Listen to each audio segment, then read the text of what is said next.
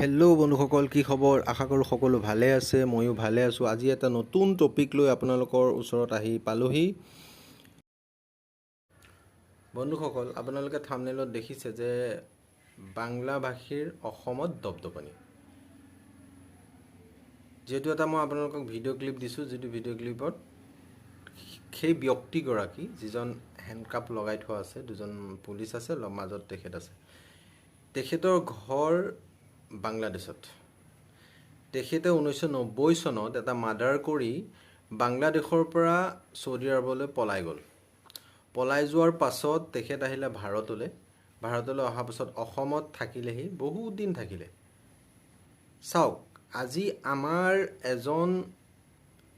ইয়াত এজন মানুহ আহি সদৌ বাংলাদেশৰ পৰা ইয়াত আহি আমাৰ ইয়াতে থাকিলে, বহুত দিন থাকিলে, আৰু আমি লগো পাইছোঁ বহুবাৰ। আৰু তেখেতে বিয়া বাৰু পাতিলে, গম পালোঁ, অসমতে ক'ৰবাত বিয়া বাৰু পাতিলে। চাওক, আমাৰ মানুহবোৰ ইমান সহজ সৰল যে আমাৰ মানুহবিলাকে কোনো ধৰণৰ চিন্তা নকৰি পেলাই আমাৰ এজনী ছোৱালী দি দিয়ে, যে তেওঁ ক'ৰ পৰা আহিছে, কোন হয়, এই কথাখিনি আচলতে জানি ল'ব লাগে।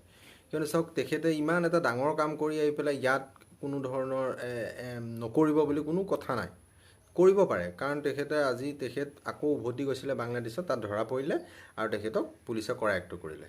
আপোনালোকক মই জনোৱা কথাটো এইটোৱেই যে চাওক, সকলো সাৱধান হৈ থাকিব, আৰু যিকোনো অচিনাক্ত ব্যক্তি পালে তেখেতক এটলিষ্ট সুধিব যে তেখেতৰ ডকুমেণ্টছ কি আছে, ক'ৰ হয়, এই কথাখিনি শুনিব।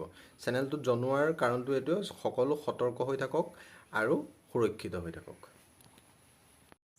বন্ধুসকল, আজিলৈ ইমানতে সামৰণি মাৰিছোঁ। আশা কৰোঁ আপোনালোকে ভিডিঅ'টো চাই ভাল পাইছে, আৰু যদি ভিডিঅ'টো চাই ভাল পাইছে চেনেলটো ছাবস্ক্ৰাইব কৰিব আৰু ছাইডত থকা বেল আইকনটো প্ৰেছ কৰি দিব।